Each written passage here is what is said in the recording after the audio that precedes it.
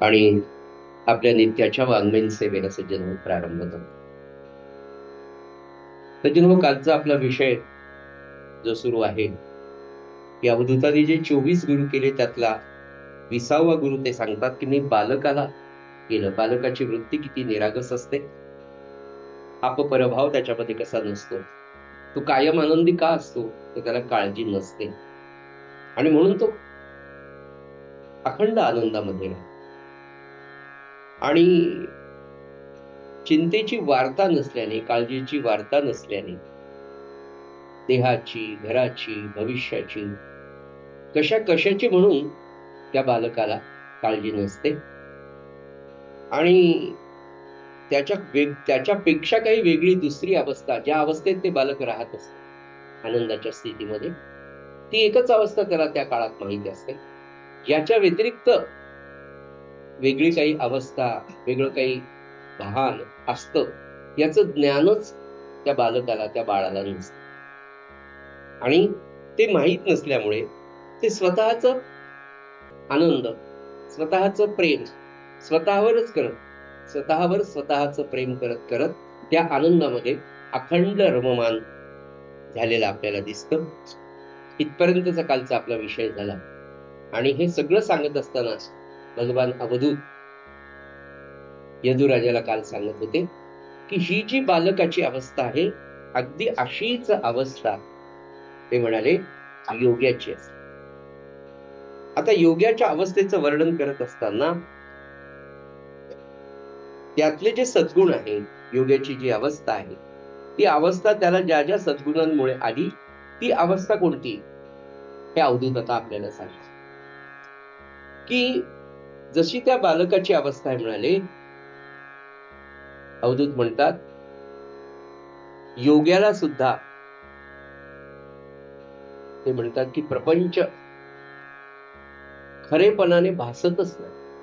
पहिली अवस्था योग्याची जी त्यांनी सांगितली की या प्रपंचाचं खरं स्वरूप त्याला कळायला म्हणून त्याला प्रपंच खरा नाहीच आहे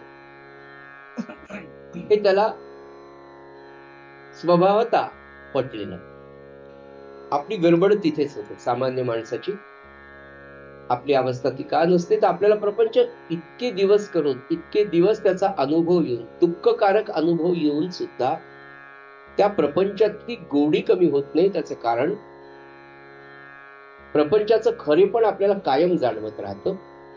आणि योगी, संत, महात्मे, सद्गुरू यांच्या बाबतीमध्ये त्यांना प्रपंचाचं खरं स्वरूप कळाल्यामुळे ते दुःखी होत नाही का. एकदा हे कळालं की हे असं आहे, नाही का, चिंच आंबट आहे, आवळा तुरट आहे, गुळ गोडच आहे, हे आपल्याला पक्क समजल्यामुळे मीठ तोंडात टाकताना आता खारटच लागणार. आणि बऱ्याच वेळेला असं होतं. आम्ही परवा एका ठिकाणी जेवायला गेलो, त्या माऊलीची एवढी गडबड झाली की 2 वाट्या काढून ठेवलेल्या त्या काहीतरी श्राद्ध पक्षाचं म्हणून ते सगळं व्यवस्थित म्हणून एका नवीन ते पण उपासाला वापरतो ते मीठ, ते बारीक असतं पावडर, सेंदेलोन. ते सेंदेलोन ते पांढऱ्या रंगात मिळालं, त्याची बारीक पावडर करून ठेवली आणि पिठी साखर ठेवली, दोन्ही वाट्या जोड. अगं घे मीठ वाढायला घे, मीठ वाढायला घे. पट पट पट पट वाटीतलं मीठ घेतलं, सगळ्यांना वाढवलं. एका भाजीत त्या दिवशी नेमकं मीठ कमी होतं. आम्ही ते काढून टाकलं का, पण जागेच इतकं मीठ त्या भाजीत काढलं तरी मग शेवटी नुसतं मीठच खाऊन पाहिलं, गोड लागलं. अरे रंग सारखा दोन्ही मिक्सर मधून एकदा चांगलं फाईन म्हणून काढून ठेवलं. मुळात संकल्पना असते की आता मीठ तोंडात घातल्यानंतर ते खारट लागणारच आहे, त्याच्याऐवजी ते गोड लागले. त्या दिवशी त्यांचं नशीब चांगलं होतं. ते जनरली गोड म्हणून खायला जावं, डायबिटीसच्या माणसाच्या नशिबाला तेच. की ज्याची जाणीव आहे माणसाला की आता हे खारट लागणार, दुःख होत नाही का. चिंच आंबट गोड वरण म्हटलं आपल्या माहिती आंबट गोड राहणारच आहे, आंबट केलेलं आहे. ही जी भावना पक्की झाल्यामुळे येणाऱ्या परिणामांना माणूस सहजतेने घेतो. योग्यांचं तेच होतं, त्यांना प्रपंचाचं खरेपण भासत नाही. त्याला माहिती हा अनित्य आहे, हा अपूर्ण आहे, हा क्लेशदायक आहे, हा वरवर गोड दिसतोय. आज प्रपंचात झालेली गोष्ट खूप छान आहे. नाही गेलेला मुलगा आता खूपच मोठा झाला तो, आणि त्याला मोठ्या पॅकेजवर खूप आनंद.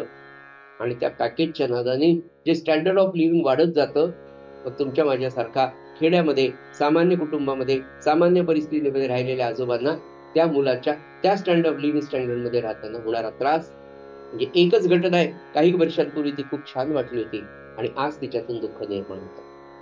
म्हणून ते म्हणाले की प्रपंचाच्या प्रत्येक बाबतीमध्ये त्याचं असत्यपण, त्याचं अपूर्णपण, त्याचं अशाश्वतपण आहे. समर्थ तेच म्हणाले, तुम्ही मला वाईट याचं वाटतं की तुम्ही इतके वर्ष प्रपंच केला तरी त्या प्रपंचातली अपूर्णता आणि त्या प्रपंचाचं दुःखकारक रूप तुम्हाला समजलं कसं नाही. याचं दुःख समर्थांना, याचंच दुःख सकल संतांना. योग्यांच्या बाबतीत हे समजून हे सगळं इतक्या वेळेला सांगायचं काय की 100 वेळा माझ्या मनाला मी जेव्हा सांगेल की नाही बरं, तरी पण या चातुर्मासात आपल्या सगळ्यांचा अनुभव असावा असं मला वाटतं. माझं तरी आहे की प्रपंचात जर काही मनाप्रमाणे नाही घडलं, आपण ठरवतो हे काम इतक्या दिवसात इतक्या पैशामध्ये व्हावं, होत नाही. चिडचिड 100% खाली 60% तरी खाली, म्हणजे 40% तरी कमी झालेली. सद्विचारांचं श्रवण खरोखर कामाला येतं. एक मी म्हणतो तुम्हाला आपल्या घरात ते वाक्यच लिहून ठेवायचं. कोणतं? जे घडेल ते सद्गुरूंच्या इच्छेने घडेल. क्रमांक 2 ते माझ्या कल्याणाचं आहे. क्रमांक 3 हे समजून मला समाधानात राहायचं आहे. याला परमार्थ म्हणतात. या वाक्याचा आपल्याला रोज अभ्यासच करायचा. याचा अभ्यास केला तर नामसाधन, वृत्ती शांत व्हायला सज्जनो खरोखर खूप मदत होते. मी विनोदाने हे आपल्याला सांगत नाही, पण काहीतरी एक ते म्हणाले ना, एक तरी ओवी अनुभवावी. तसं ही ओवीच आहे सद्गुरूंची, हे बोधवचनच आहे, हे आश्वासन आहे तुम्हाला की तुम्हाला कायम ते समाधान ठेवू. आपल्या हातात काहीच नाही. खरं सांगतो, कोणती सत्ता आपल्या हातात. आपण म्हणतो माझं शरीर माझं, नको ताप येऊ, आपण म्हणू शकतो त्याला? नाही. आता कसं काय डोकं दुखायला कळतच नाही. ऍसिडिटीच वाढली. अरे तुझं शरीर तू खातो तरी तुला कंट्रोलमध्ये ठेवता येत नाही. माझा मला विचारलेला हा प्रश्न आहे. काय सत्ता आहे आपली? आणि काहीही सत्ता ज्या शरीराला मी माझं म्हणतो, ज्यांना मी जन्म दिला त्या मुलांवर माझा हक्क आहे, ते माझं ऐकतात. इतकं प्रेम आपण त्यांना देऊन ते आपल्या मनाप्रमाणे वागतात का? मग काय आहे माझं? शेवटी एकच आहे, फक्त एकच आहे की तुम्हाला धोका न देणार. हरीला अनन्य शरण हरीला तारक जो जगदीश्वर मानुनी, देणार नाही दगा, हरीला अनन्य शरण हरीला. त्या भगवंताला शरण जाऊन तो खरा आपला आहे. बाकी ह्या आजूबाजूच्यांना काय करायचं करू दे. आपण प्रामाणिक असावं. आपण आपलं कर्तव्य करावं. मुलांप्रती, मुलींप्रती, नवऱ्याप्रती, जे भूमिका माझ्या एवढी करावी. तरच हे जे योग्याला साधलंय, म्हणजे योग्याला साधलंय, आपल्याला साधलं नाही, पण साधण्यासारखी परिस्थिती अनेकदा प्रपंचामध्ये निर्माण झाली की प्रपंच सुखकारक नाही हे त्यांनी आपल्याला दाखवलंय. तरीही भगवंताला, तरीही सद्गुरूंना, तरीही नामाला घट्ट धरून त्यांच्यावर विश्वास टाकण्याचा परिपूर्ण अभ्यास आपण करतो का सज्जन हो? नाही. आता नामाशिवाय नाही. बस मी नाम घेत राहणार मनापासून नाम. पुढे म्हणाले त्यामुळे व्यवहारातला, कशामुळे? योग्याला प्रपंचाचं खरेपण भासत नाही, खोटेपण पूर्णपणे त्याच्या लक्षात आल्यामुळे योग्याला संतांना, महंतांना मान अपमान काही नसतंच. याच कारण आजूबाजूचं विश्व कसं आहे हे कळालं. दुसरं, हा देह म्हणजे मी नाही. कोणी बोलणार, कोणाला बोलणार? आपल्याला राग येतो तो मला बोलला, मला म्हणजे कोणाला बोलला? आत्म्याला बोलला का तो? बरं, आत्मा तर निर्विकार हे तर आपल्याला माहिती आहे. मग शरीराला बोललं, मग आपलं का लागावं? त्याच्याही पुढे जाऊन मी सज्जनपणे सांगतो, कुणी आपल्याला बदमाश म्हटलं, वाईट म्हटलं, आमचं लफंगा म्हटलं. आपण लफंगा आहोत का? नाही. आपण बदमाश आहे का? नाही. मग आपल्याला लागायची गरज आहे का? नाही. बरं, असं आपण लफंगा आणि बदमाश तर त्यांनी तेच म्हटलंय आपल्याला, तरी लागायची गरज आहे का? हा सुद्धा विवेक आपल्याकडे राहत नाही. दोन गोष्टी खऱ्या. एक ही तरी गोष्ट खरी असेल, ही बरं दोन्ही गोष्टी असेल तरी मनाला लागायचं कारण नाही. म्हणून ते म्हणाले की योग्याला प्रपंचाचं खरेपण भासत नाही, खोटेपण लक्षात आलेले, त्याला मानापमानाची चिंता नाही आणि त्याला या दोन्ही गोष्टी, मान काय अपमान काय सारखाच असतो. म्हणून ब्रह्मानंद महाराजांसारखा सत्पुरुष तुमच्या माझ्यासाठी मोक्षप्राप्तच्या रहस्यामध्ये लिहून ठेवतो की जनस्थितीचा आनंद म्हणून. आत्ता लोक चांगले म्हणतील, बापरे काय सुंदर आवाज तुमचा, किती गोड गाता तुम्ही. 200 रुपये उसने द्या म्हटले ना आपण दिले नाहीत. काय आवाज आहे तुमचा. ज्ञानेश्वरांनी पैठणमध्ये बोललेला रेड्याचाच आवाज, वेगळा ऐकायची गरज नाही. जन हे सुखाचे दिल्या घेतल्याचे पा अंत काळीचे कोणी नाही. जन खरंच हेच नसते त्या भगवंताची. दुसरं, तुम्ही कसेही असा, महाराज म्हणाले मी तुम्हाला सोडणार नाही. काय सांगत कुंदवलेकर महाराजांनी देहात असताना एका शिष्याला अनुग्रह दिला. कर्नाटकात अनुग्रह दिला. काही दिवस त्यांनी चांगलं साधन केलं, उत्तम साधन केलं. पुढे प्रारब्धवशात म्हणा किंवा त्याची बुद्धी भ्रष्ट झाली म्हणून म्हणा, वाईट मार्गाला लागले. महाराजांनी देह ठेवला तिकडे. महाराजांना माहित नाही, अनुग्रह दिले, निघून गेले महाराज. वाईट मार्गाला लागला. घर दार संपत्ती व्यसन बायको पुरं सगळे वायरावर पडले. नको नको ते सगळे जे करू नये ते व्यभिचाराचे सगळे उद्योगधंदे केले.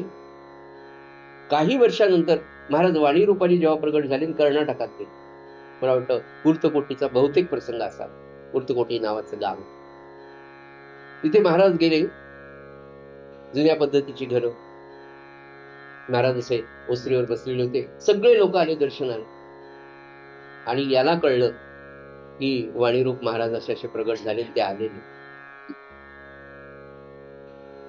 त्या अंगणामध्ये गेला आणि त्या दरवाजाच्या बाहेर असा उभा राहिला. सगळे लोक आले, दर्शन घेऊन गेले. सगळी गर्दी ओसरली. दारातच उभा राहिला. हिंमत होईना. तिच्या सद्गुरूंचा मी अनुग्रह घेतला. त्यांनी मला नाम घ्यायला सांगितलं. काहीच दिवस मी नामसाधन केलं आणि आता तर माझं, आपण काय पाप केले हे कोणाला सांगायची गरज नाही. अतिशय पश्चात्ताप. दुरून नुसता महाराजांना पाहू लागला, म्हणून नमस्कार करायला लागला. महाराजांच्या लक्षात आलं. महाराज म्हणले, अरे त्याला बोलवा म्हणा. तो यायला तयार नव्हता. त्याला लाज वाटत होती स्वतःच्या केलेल्या पापांची. पण महाराज म्हणले त्याला बोलवा. बोलवलं. आल्यावर म्हणाले, सगळ्या जगाने जरी तुला सोडलं तरी बाळा मी तुला सोडणार नाही. ये आणि सांग की पुन्हा अशी पाप करणार नाही. आतापर्यंतची पाप मी घेतो, पण याच्या पुढे हे पाप करणार नाही. आणि नामाला लाग. आला. महाराजांच्या पायावर डोकं ठेवलं. गळगळ गळगळ रडायला लागला. महाराज आता पुन्हा करू नको. आता पश्चाताप झालाय का खरा, पण खरा मनापासून झालाय का. म्हणाले हो. सद्गुरु शिवाय ती आई जशी असते की किती लेकरू, तरीही शिस्त लावण्याच्या बाबतीमध्ये आईनी या बाबतीत, वडिलांनी या बाबतीत कधीही आपल्या लेकराला पाठी घालू नये. ते प्रेम असावं, पण त्याच्यासाठी धाकाची सुद्धा गरज आहे.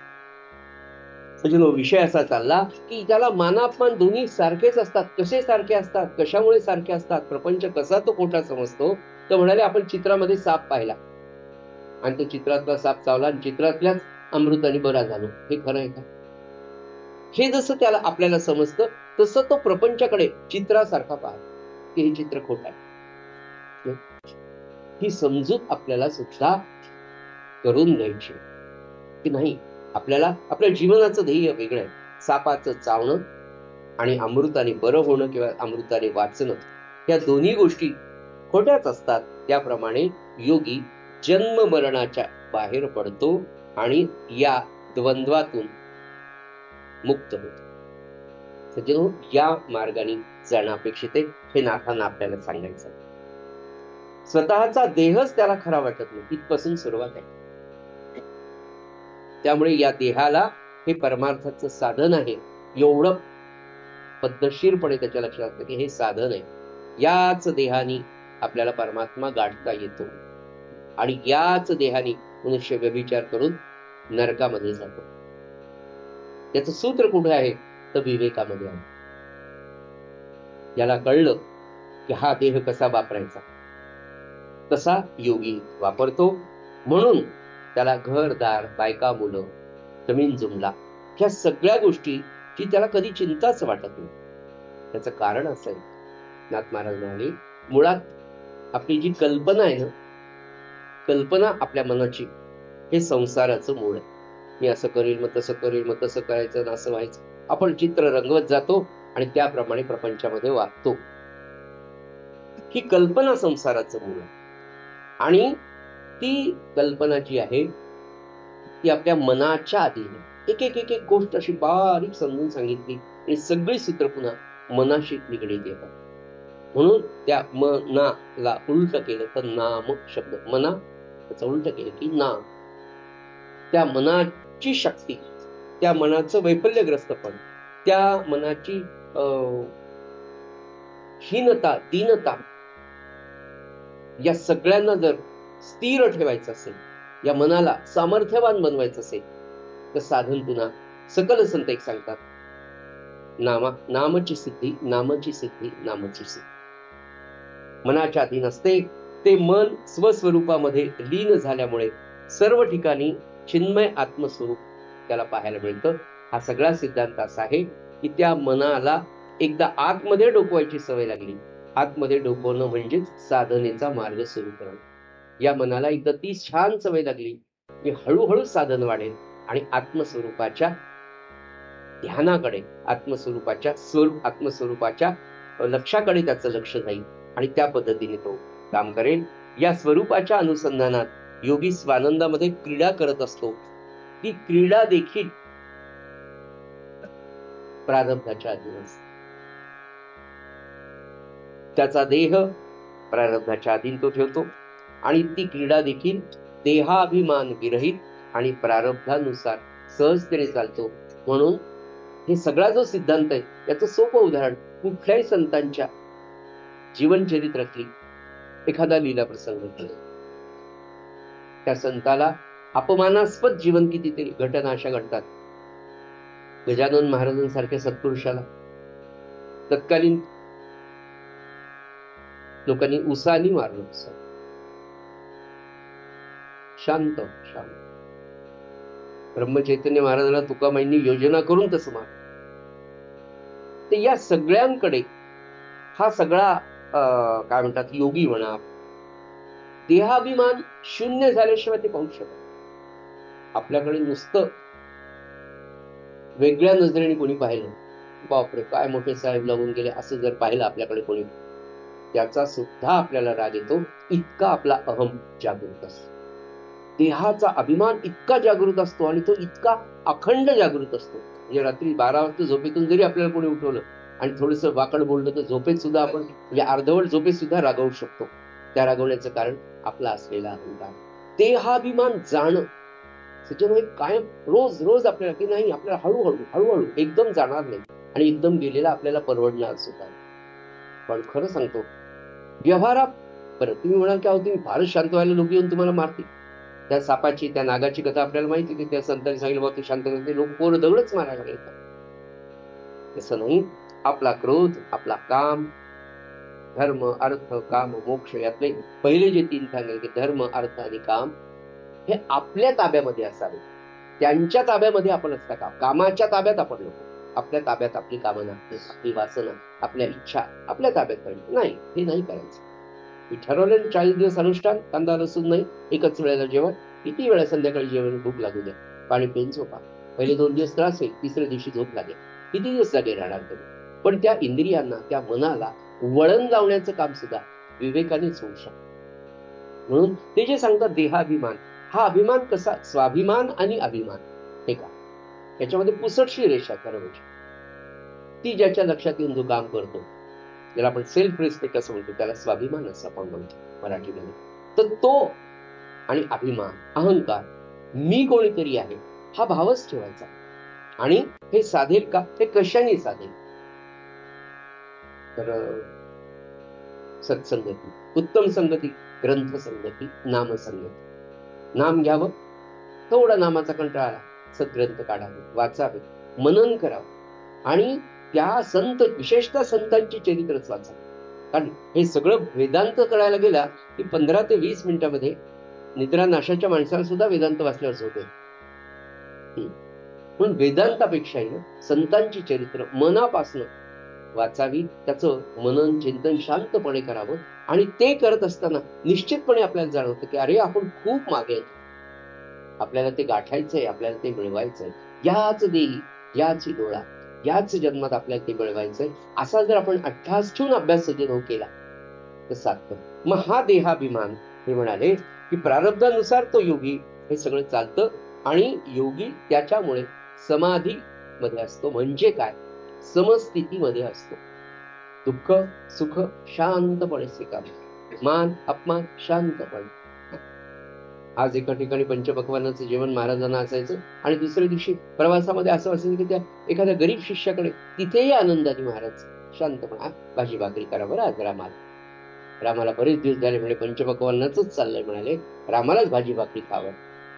त्या भक्तालाही छान वाटायचं आणि महाराज सुद्धा त्या पद्धतीने त्या घरामध्ये अतिशय आनंदाने राहायचे की त्या शिष्याला असं वाटता कामा नये की महाराज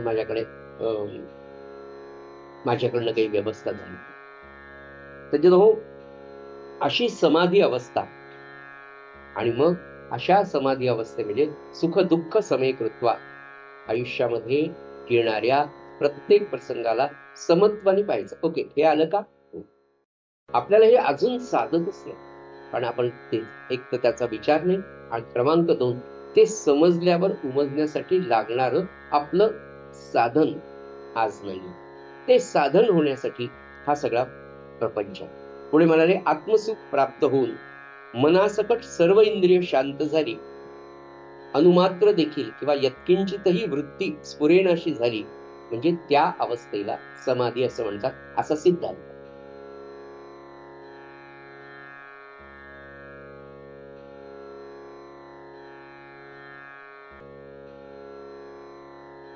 त्या अवस्थेला समाधी म्हणजे काय, हा जो सिद्धांत ते सांगतात, म्हणजे खरं म्हणजे साध्या गोष्टी याला आपण सिद्धांत पटकन लक्षात येत की सगळी इंद्रिय शांत आहेत, शांत. एक कुठल्या प्रकारची नाही, हे पाहावं, हे ऐकावं, हे खावं असं डोळ्यांना कानांना जिम्मेला वाटत नाही, शांत आहे, जे येईल ते, जे येईल. अशी जेव्हा साधकाची अवस्था येत होते आणि आता कुठलीच वृत्ती स्फुरत नाही, शांत आहे सगळं. नाहीतर बघा, जपाला बसलं की इतकी कामं आठवतात आपल्याला, बापरे आता ते राहिलं, हे राहिलं. पुरुष असो स्त्री असो कोणी असो, तेव्हा इतकी कामं आठवतात की असं वाटतं आता पटकन माळ ठेवा आणि पहिले कामं करू. बरं, माळ ठेवा तुम्ही, कामही होत नाही, जप्त होतच. याचं कारण ती वृत्ती शांत होत नाही, आणि ती वृत्ती, तो स्वभाव, ते मन शांत झाल्यानंतर ते म्हणाले वृत्ती स्फुरेनाशीच झाली की आता काही नवीन संकल्प विकल्प येतच नाही, शांत आहे मन, शांत आहे, बस काही करावं वाटत नाही आणि समाधानी आहे. त्याच्यामध्ये द्वंद्व नाही त्या मनामध्ये.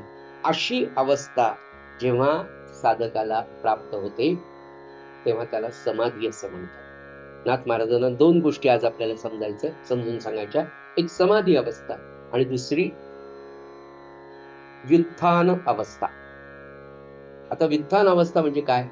समाधी, सगळे अवयव, सगळे इंद्रिय, मन मस्त शांत झालेलं आहे, कुठलीच वृत्ती उठत नाहीये, संकल्प विकल्प मनामध्ये नाही, हे करू का ते करू, आता हे करू का ते नाही, शांत शांत मन एकदम शांत झाले सगळी. म्हणजे आता याचा अनुभव आपल्याला आध्यात्मिक दृष्ट्या तर मला वाटतं कोणाला आला असेल तर वंदनीय, पण जनरली आपल्याला एकच अनुभव आहे प्रपंचातला, हा झाले आता सगळे काम, आता 2 तास काही करायचं नाही बाबा, असं कधीतरी आपली कामं आटोपल्यावर वाटतं. ती लगेच ठरली असते की 5 वाजता ते, 6 वाजता ते, असं ठरलेलं आहे, पण 3 ते 5 तरी काही नाही. तेव्हा थोडा चांगला साधक असेल तर माळ घेऊन बसेल, नसेल तर दिवाळी अंक घेऊन बसेल, असो.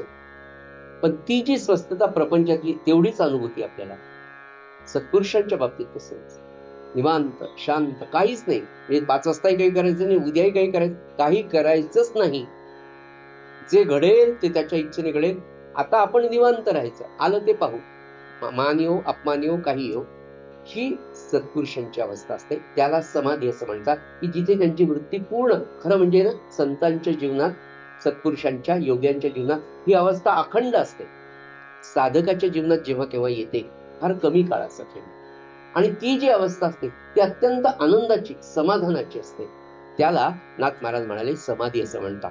पुढची अवस्था नाथ महाराज सांगतात की आत्मस्वरूपामध्ये मन ठेवून, म्हणजे स्वतःच्या आत्मचिंतन करतोय तो महात्मा. आत्मस्वरूपामध्ये मन ठेवून, हे तो त्याच्या आनंदात आहे आत, पण देहानी सगळी कर्म करतोय. त्याच्या वाटेला आहे, स्नान आहे, संध्या आहे, पूजा आहे, काय भिक्षा असेल. महाराज सकाळी 3:30 वाजता उठायचे, सगळं नामकरण गुरुगीता हे झालं, भिक्षेला निघायचे महाराज. त्या गल्ली 2 गल्ल्यांमधनं भिक्षा, ती झोळी, ते सगळं करून पुन्हा आले की रामासमोर भिक्षा ठेवायची. सगळे ते वस्त्र परावरण, फटका काढायचा, साष्टांग नमस्कार घ्यायचा, ग्लासभर पाणी द्यायचं. आणून दिलं तर ते म्हणाले की, आणि हे सगळं करत असताना श्री महाराजांचं आत्मानुसंधान कधी चुकलं नाही. अखंड त्या परमात्म्याशी ते संवाद साधायचे, म्हणजे अखंड नाम सुरू असायचं. नाम अखंड सुरू, आपण बोललो तरी त्यांचं नाम सुरू असायचं. ते आपल्याला सुरू असताना वैखरीने ते आपल्याशी बोलत होते, पण परावालीने त्यांचं नाव पश्चंतीमध्ये, परेमध्ये अखंड सुरू असायचं. याला आत्मस्वरूपामध्ये मन ठेवणं असं म्हणतात. ही अवस्था चांगला मनापासून नामाचा अभ्यास केल्यानंतर आपापल्या पूर्व सुकृतानुसार त्या काळात ती प्राप्त होते. कोणाला 2 महिन्यात, कोणाला 6 महिन्यात, कोणाला 6 वर्षात सांगता येते. हे ज्याचं ज्याचं मागच्या जन्मीच्या पुण्यावर आलं. नाथ महाराज असं सांगतात की आत्मस्वरूपामध्ये मन ठेवून देह कर्म करण्यापुरता, त्याला मीपणाचं भान आहे. कर्म करण्यापुरता संतांच्या जीवनातला मी, ते म्हणतात मला माळ दे, माझी झोळी आण, मला पाणी दे. हा जो मी आहे हा व्याकरणापुरता असतो, देहाच्या अधीन तो नसतोच. म्हणून ते म्हणाले की आत्मस्वरूपामध्ये त्याचं मन रमलेलं आहे. देह कर्म करण्यापुरता फक्त त्याला मीपणाचं भान आहे की मला भिक्षेला जावं लागणार, मला संध्या करायची, मला जप करायचा, एवढंच मीपण त्यांचं जाग आहे. बाकी सगळं, म्हणजे आपल्या पटकन जर सांगायचं म्हणलं तर आपलं मन जर 100% घेतलं तर त्यातलं 90% मन हे आत्मचिंतनामध्ये मग्न आहे, आणि 10% मन या शरीराद्वारे वेगवेगळी कर्म करत आहे. अशी अवस्था, मीपणाचं भान कर्म करण्यापुरतं स्फुरलेलं आहे, त्या अवस्थेला व्युत्थान अवस्था असं म्हणतात. हे कशासाठी सांगतात आपल्याला, त्याची काय गरज आहे, तर एक साधक, एक मुमुक्षु किंवा एक बद्ध मुमुक्षु, साधक आणि सिद्ध, ह्या ज्या अवस्थेमध्ये आहे त्याच्यात आपण जाऊ शकतो का, ती अवस्था काय असते, आपल्या मनामध्ये असते, ही मला साधेल का. म्हणून ते इतक्या स्पष्टपणे सांगतात की साधक अशा अवस्थेला जाऊ शकतो की त्याचं 90% मन नामानुसंधान आत्मचिंतनात आहे, आणि 10% त्याचा देह कर्मामध्ये आवश्यक तेवढंच तो लक्ष ठेवतो आणि कर्म करतो. त्याला व्युत्थान असं म्हटलं जातं. त्या अवस्थेला व्युत्थान अवस्था असं म्हणतात. या व्युत्थान अवस्थेमध्ये नाथ महाराज म्हणाले की जीवभाव आणि शिवभाव दोन्हीची जाणीव त्याला राहते. पण जीवभावाची अवस्था ही 10% समजण्या म्हणून, बरं का, मी काही ते अनुभवलं नाही, मला काही ते 90 आणि 10% नाही, लक्षात येण्यापुरतं सांगतो की जीवभाव आणि शिवभाव दोन्ही ठिकाणी आहे. जीवभाव फक्त कर्म प्रारब्धानुसार आलेलं करण्यासाठी, आणि शिवभाव अखंड आत्मचिंतनात तो आहे. अशी अवस्था त्याची राहते. आणि अशा अवस्थेमध्ये हा साधक काही काळ राहतो. बघा, नाथ महाराज आपल्याला 7व्या अध्यायापासून सगळं सांगतात, कशा कशा टप्प्याने भक्ती मार्ग, भागवत धर्म, हे सगळं आपल्याला सांगतात की साधक नाम, त्याला दिलेलं साधन करत करत करत करत करत इथपर्यंत येतो, आणि मग काही दिवसानंतर ती समाधी अवस्था आणि ती व्युत्थान अवस्था, दोन्हीही अवस्था हा योगी, हा साधक, हा योगी जुगारून देतो. आणि मग मीठ पाण्यामध्ये टाकायचाच उशीर असतो. म्हणजे असा जर खडा करून घेतला आपण मिठाचा, आणि तो वरून एक 10 लिटरच्या पाण्यामध्ये, बादलीमध्ये टाकला, तो वरून टाकताना 1-2 सेकंदापर्यंत तो मिठाचा खडा दिसतो, खाली जाईपर्यंत तो दिसतच नाही. खाली जातोच की नाही माहित नाही, जातच नाही. तर सहजतेने पाण्यामध्ये विरघळून जातो. जसं मीठ पाण्यामध्ये अगदी सहजतेने विरघळून जातं, तेवढ्या सहजतेने आत्मस्वरूपामध्ये त्या योग्याचं मन पूर्णपणे विरून जातं. आणि जीव, नाथ महाराज म्हणाले, त्यांची ही अवस्था आहे. म्हणून ते सांगतात, ते या अवस्थेतनं गेलेले सज्जनो, ते म्हणाले हा जीव परमात्म स्वरूप बनतो. सामान्य आईबापाच्या पोटी सामान्य जीव म्हणून जन्माला आलेला मनुष्य साधनाने आणि साधन करत असताना सगळ्या प्रकारच्या षडविकारांना येणाऱ्या सगळ्या, म्हणजे अगदी आपल्याला 2-3 बेसिक गोष्टी काल लक्षात असतील की ती तो विवेक, ते वैराग्य, ती देहबुद्धी, ती आसक्ती, तो अभिमान, ह्या सगळ्या गोष्टी आतापर्यंत ज्या आपण पाहिल्या, त्या सगळ्यांवर शास्त्रानुसार जेव्हा कार्य करतो आणि मग तयार होतो आणि मग साधन करतो, त्याला महाराज म्हणाले समजून उमजून नाम घ्या, म्हणजे काम पटकन होईल. ते कुठपर्यंत जातं, तर एक सामान्य जीव परमात्म स्वरूपाला मिळू शकतो. पुन्हा सूत्र 3च, नीती, कर्तव्य, अखंड अनुसंधान, अखंड अभ्यास, अखंड अभ्यास.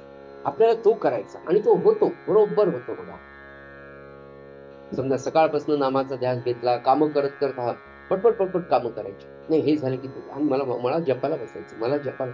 एक दिवस हा प्रयोग आपण अट्टहासाने करावा. बघा, आणि असं नाम समजा रात्री 10-10:30 पर्यंत, आता झोप येईपर्यंत छान नाम घेऊ, मनापासून घेऊ. कसं घेऊ? छान नाम म्हणजे काय? स्वतः मुखाने नाम घ्यायचं, आपल्या कानाने ऐकायचं, डोळे लावून ते नाम डोळ्याच्या समोर पाहायचं.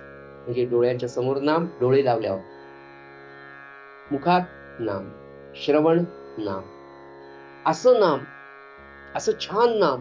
आणि या नामामध्ये रंगून जर 10-10:30-11 पर्यंत छान मनापासून जप झाला नाही, झोपतानाची अवस्था बघ, झोपेतून जाग आल्यानंतर बरोबर तुम्हाला जाणीव होईल की नाम आहे. पुन्हा चूळ भरून तुम्ही वॉशरूमला जाऊन झोपायला लागला, पुन्हा नाम सुरू आहे. आणि मग थोडी जाग, थोडं नाम, थोडी जाग, थोडं नाम, असं करत करत केव्हा नामामध्ये पहाट होते सज्जनो कळत, पुन्हा उठलं की नाम. आणि अशा अवस्थेमध्ये राहणं, असं काही वर्ष, काही काळ. आता तो प्रारब्धाचा काळ, नाही का?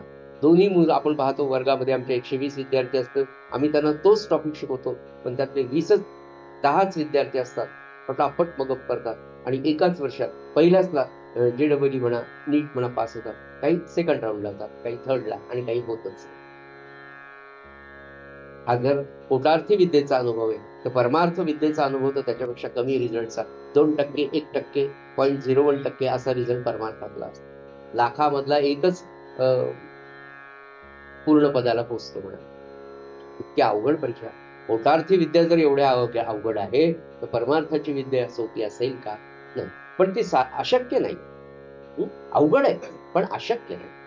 नाथ महाराज म्हणाले की असं करत करत तो परमात्म स्वरूप बनतो आणि त्यानंतर योग्याला योगी पूर्णपणे समाधानाच्या अवस्थेत अखंड अविरत राहत. यालाच ते म्हणाले मग अशी अवस्था प्राप्त झाल्यावर पहिलं जे वाक्य होतं की तो घरदार, जमीन जुमला, बायका, पोरे यांच्यामध्ये रमेल का? त्यांच्यामध्ये राहतो, कर्तव्याने राहतो, पण आसक्त राहतो, निरासक्तपणे कर्तव्यापुरता आपण बांधले सगळे, याची त्याला जाण असते.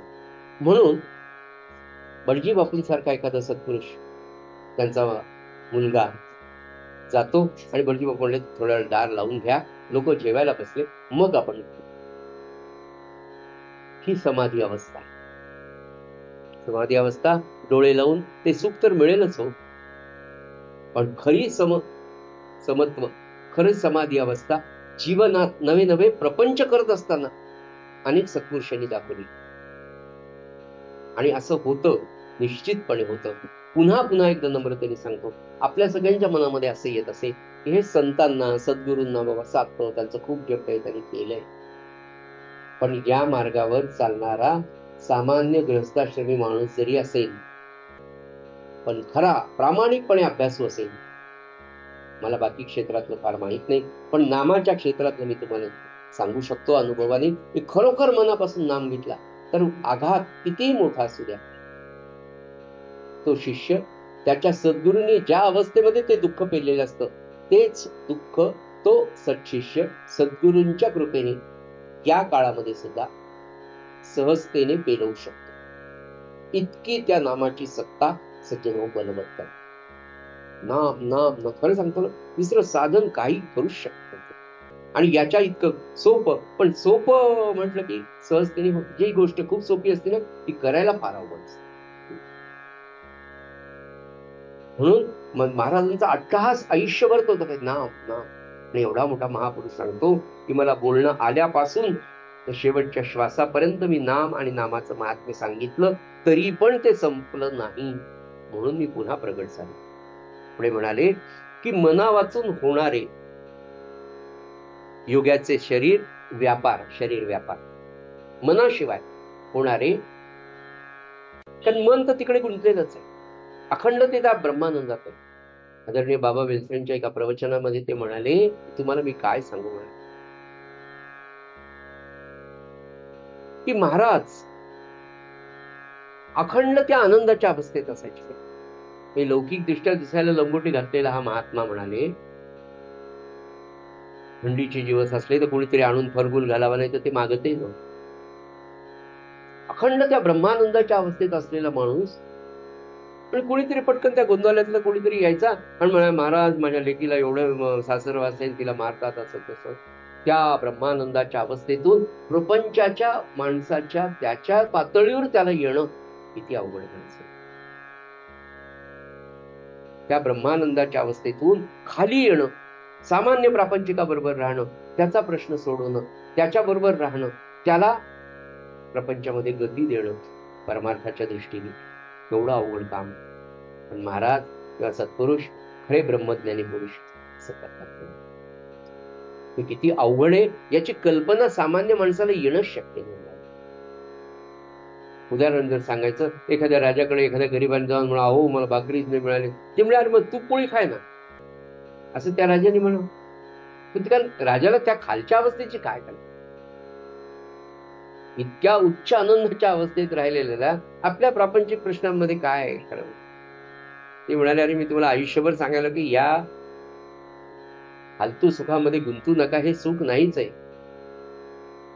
अति उच्च सुख मी तुम्हाला, खरं शाश्वत असणारं सुख संत महात्मे आपल्याला द्यायला बसले, पण ते आपण घ्यायलाच तयार नाही. आपण नाही मग पोरगच द्या, नाही नातूच द्या, मग पैस आयुष्यभर ते लंगोटतो. बस आपल्या नशिबी द्यायचं, कारण आपली मागणीच ती. ते म्हणले मला तुला वर नाही, तर तुम्ही म्हणलं नाही नातूच द्या, करा अजून 10 वर्ष सेवा. तो सर्व्हिसला सासूबाई का आपले सांभाळतात, सांभाळून डायबिटीस. डॉक्टरकडे गेले, म्हणजे काय झालं सासूबाईला, त्यांचं डाएट चांगलं आहे, काम भरपूर करतात, 3-3 लेकरं. या डॉक्टर म्हणले, अहो ते 3-3 लेकरं सांभाळण्याच्या जबाबदारीचा आलेला स्ट्रेस, त्याच्यामुळे यांना डायबिटीस झाला. हे तुम्हाला मी सत्य सांगतो, तुम्हाला हसू यावं म्हणून नाही, ही फॅक्ट आहे मानवी जीवनात. म्हणून आपण काय मागावं ते वाक्यच फार सुंदर आहे की मी काम देणं द्यायला बसतो, तुम्ही गाढव मागता, घ्या गाढव. गाढवाचा बाजारच सगळा म्हणले. मग हे का काय मागावं याचं ज्ञानच नाही कोणाला. मग ते म्हणले मला माहिती आहे तुम्हाला काय मागावं, तुम्हाला कळत नाही ना, मी सांगतो तेवढं मागा. महाराजांनी ते एकदा इतकं स्पष्ट आणि स्वच्छ सांगितलं. महाराज म्हणले, जर तुमच्या समोर देव आला आणि तो म्हणला एका शब्दात माग, मी तुला देऊन टाकतो, तर तुला मागताय म्हणून एवढंच माग, समाधान, एवढा शब्द मागतो. समाधान भगवंताशिवाय, समाधान भगवंताच्या नामाशिवाय. म्हणजे मला प्रेम द्या असंही म्हणू नका भगवंताचं, फक्त समाधान मागा. आतापर्यंत आपण इतक्या देवदेवतांना गेलो, कुलदेवता असेल, सद्गुरू असेल, तिरुपती असेल, कधीतरी आपण त्या भगवंताला समाधान हा शब्द मागितलाय का विचार करा सगळ्यांनी. बाकी खूप माग. जावयाची परिस्थिती, लेकीची जरा सुंदर, तिचं डबल 2 BHK झालं पाहिजे तिरुपती, 5,000 रुपये वाढतो, पण त्याला समाधान मिळेल असं आपल्या मग कधी लक्षातच आलं. आता याच्या पुढे मात्र आपण सगळे समाधान निश्चितपणे मागू शकतो. महाराज म्हणाले की मना वाचून योगाचं शरीर व्यापार अगदी बालकासारखं असतं. इतका वेळ योगाचं वर्णन करायचं कारण काय. नाथ महाराज म्हणाले की मना वाचून होणारे सगळे शरीर व्यापार मुद्दाम शब्द वापरलाय, कारण बालक सुद्धा आनंदात आहे, योगी सुद्धा आनंदात आहे, तो त्याच्या आनंदात रममाण आहे, योगी सुद्धा त्याच्या आनंदात रममाण आहे. पण त्याचं सूत्र नाथ महाराजांनी सांगितलं की बालक अज्ञानाने त्याच्यात आहे आणि योगी आत्मज्ञानामुळे आनंदात. हा फरक आहे. म्हणून नाथ महाराजांनी जपून शब्द वापरला. ते म्हणाले, मना वाचून योग्याचे सगळे शरीर व्यापार. ते लहान मुलासारखेच निराग असते कशाच. महाराजांचा स्पर्श जरी अनुभवला ना अंगातूनच आहे, सर्व विद्युतलताशी व्हावी, स्पार्किंग व्हावं, आनंदाचं स्पार्किंग. हा सत्पुरुषांचा, साध्वीचा, पतिवर्तीचा स्पर्श असतो.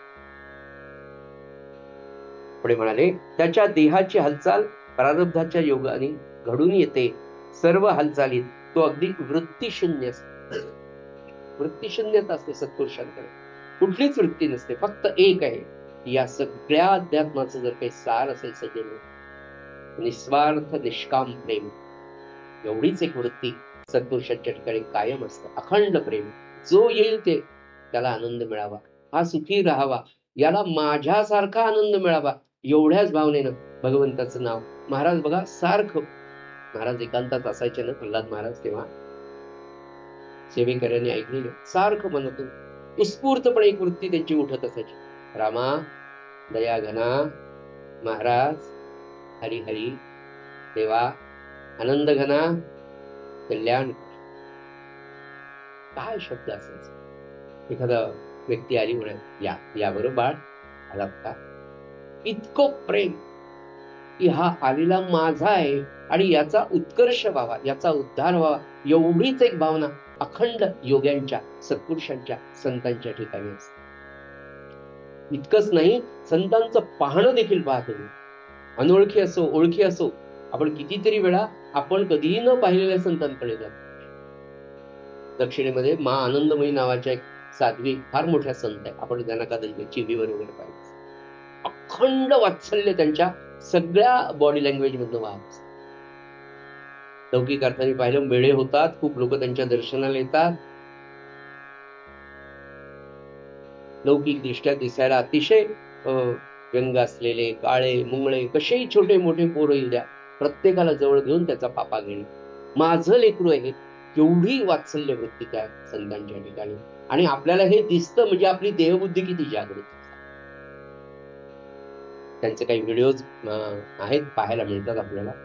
अखंड प्रसन्न आनंदी चेहरा, आणि प्रत्येकाला हे माझं लेकरू आहे याच भावनेनं, तो स्त्री आहे, पुरुष आहे, छोटा आहे, मोठा आहे, असं मा आनंदमयींच्या बाबतीत कधी दिसत नाही. काय प्रेमाने भरलेलं आहे, प्रेमाचा सागर. म्हणून ते म्हणाले ना, हा दया सिंधू महाराजांसाठी वापरलेला जो शब्द आहे ना, हा खऱ्या संतांसाठी वापरलाय. की ते कसे दयेचा सागर आहे, दयेचा सिंधू आहे, अखंड प्रेमाचा निर्झर झरा. असे संत ते म्हणाले अगदी वृत्तीशून्य असतात, कुठलीच नाही, अखंड आनंदाची. दुसरं म्हणाले, काळजी लागणं म्हणजे नाथ महाराज म्हणाले बद्धपणाचं लक्षण, मुख्य लक्षण आहे म्हणाले. पुन्हा आपल्याला काळजी लागणे.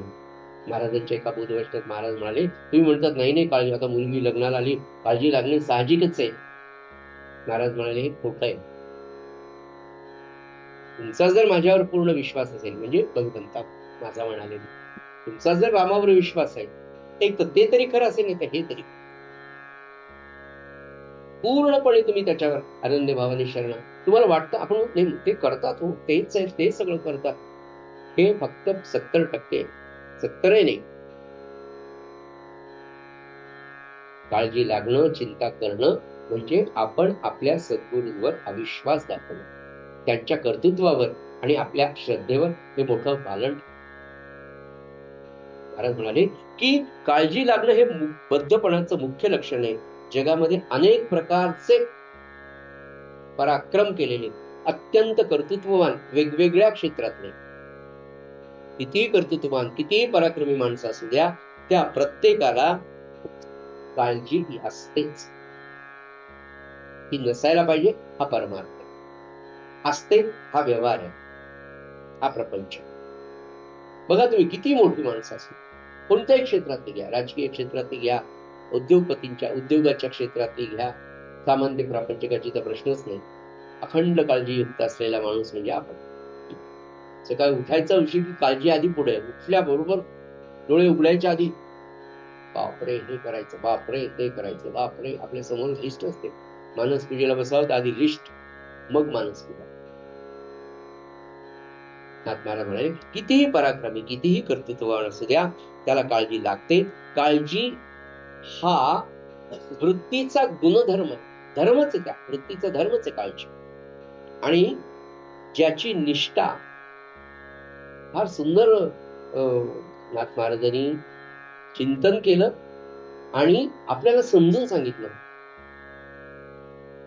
कुणाला काळजी लागते माहितीये का? ते म्हणाले ज्यांची निष्ठा दृश्य विश्वावर आहे, म्हणजे या बाहेरच्या जगावर आहे, त्याला काळजी लागते. त्याचं कारणही सांगितलं की ज्याची निष्ठा दृश्य विश्वावर आहे, दृश्यावर आहे, अशाला कसली तरी काळजी राहिल्याशिवाय राहतच. कसं होईल बा, बँकेचे रेटच कमी झाले, मग याच्यात पैसे टाकू का, मग ते तर येतील का नाही, त्या बँकेचं असंच झालं, मग या बँकेत एफडी काढून त्याच्यात ठेवू का, तिथं मोडून बँक हेच होऊन गेली. सगळं दृश्य विश्वातलं चिंतन ज्याचं ज्याचं आहे. पुढे म्हणाले ज्याची निष्ठा भगवंतावर असते त्याला मात्र कोणत्याही परिस्थितीमध्ये काळजी स्पर्श करत नाही. उत्तम उदाहरण सकळ संतांचं पहा. म्हणजे गोंदवलेकर महाराज तरी कुलकर्णी पण करत, ब्रह्मानंद महाराज, आनंद सागर महाराज, रामानंद महाराज, प्रल्हाद महाराज आणि आत्ता आदरणीय कस्तुरी शास्त्री बाबा, या सगळ्यांच्या जीवनचरित्राकडे जर पाहिलं, यातले 2 सत्पुरुषांचा सहवास मिळाला, पण पूज्य प्रल्हाद महाराज आणि बाबा एवढी विद्वत्ता असताना खरं म्हणजे बाबा त्यांच्या पांडित्यावर, समर्थ सद्गुरू प्रल्हाद महाराज त्यांच्या पांडित्यावर, त्यांच्या ज्ञानावर, ब्रह्मानंद महाराज जगामध्ये प्रचंड प्रसिद्धी आणि पैसा मिळवू शकले. बाबांनी, महाराजांनी, ब्रह्मानंद महाराजांनी स्वतःची विद्वत्ता प्रवचन करून, भागवताचे मोठे सप्ताह करून, लाखो लोक एकत्र आणून मोठ्या दक्षिणा मिळवण्याचा प्रयत्न नाही, त्यांची वासनाच झाली, वासनाच झाली.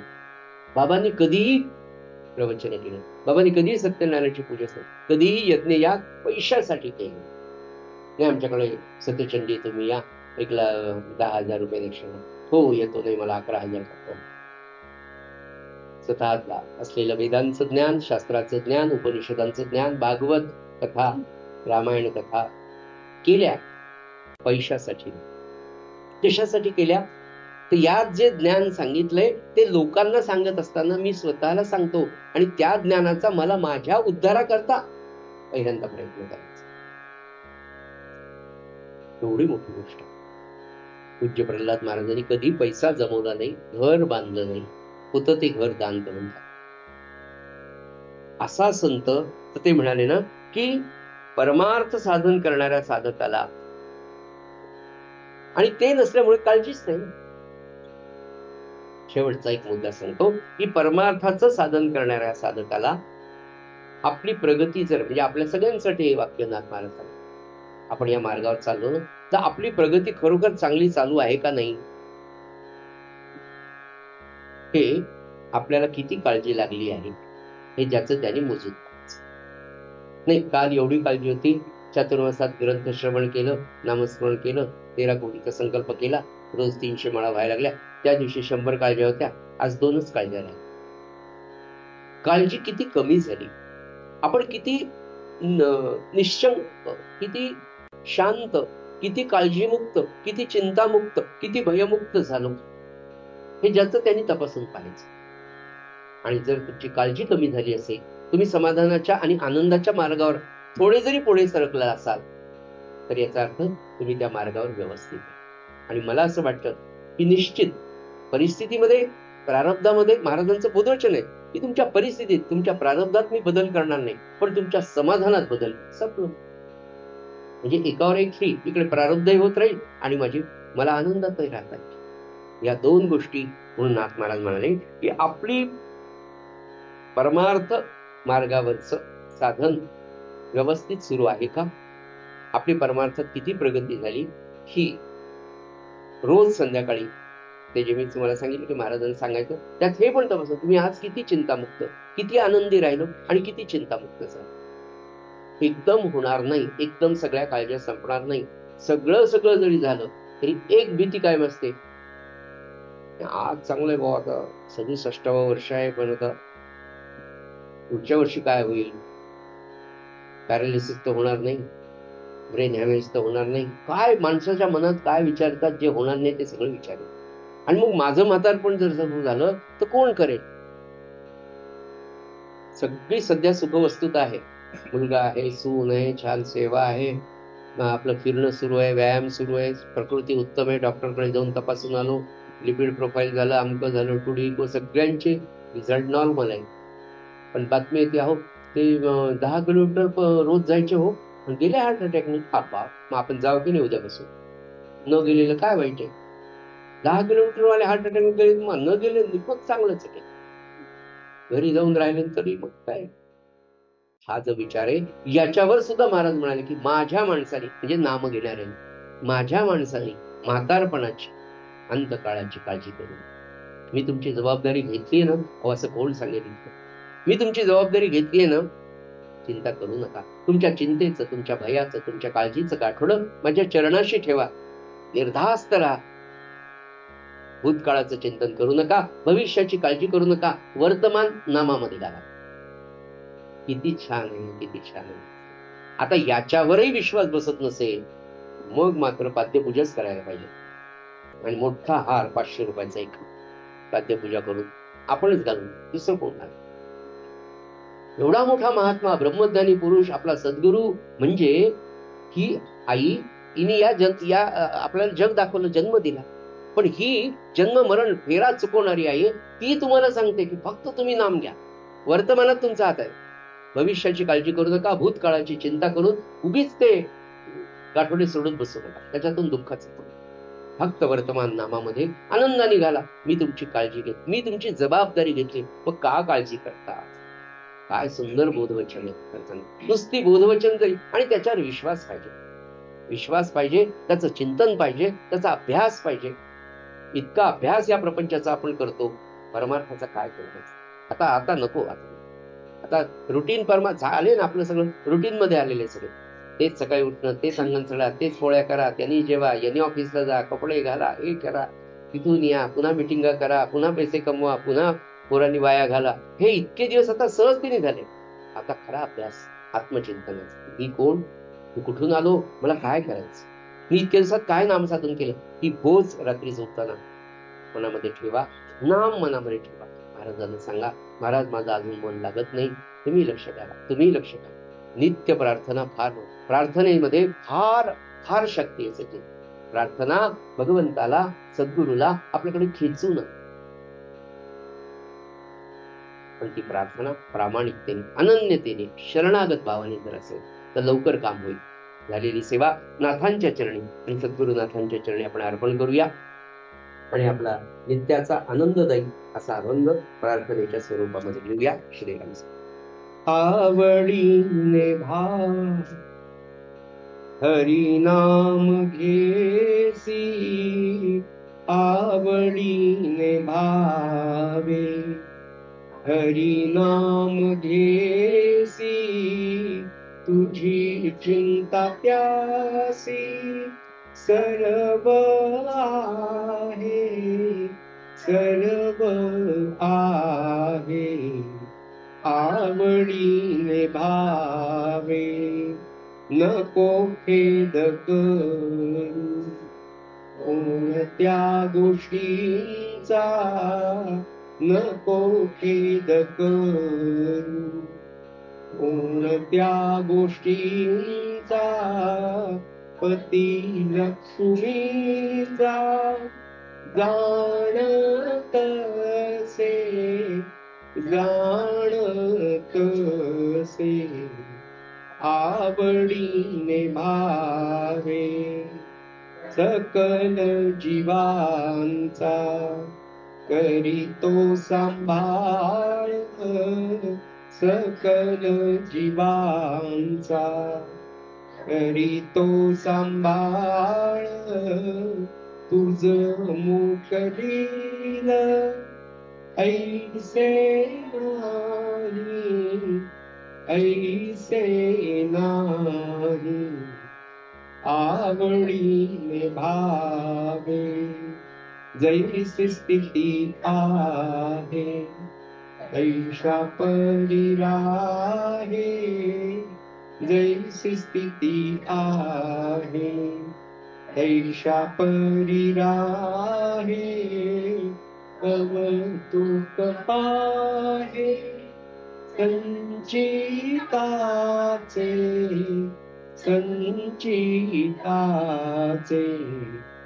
आवडीने भावे एका जनार्दनी भोग प्रारब्धाचा एका जनार्दनी भोग प्रारब्धाचा हरी नाश आहे नाश आहे आवडीने भावे हरी नाम घेसी तुझी चिंता त्यासी सर्व आहे आवडीने आवडीने भावे आवडीने भावे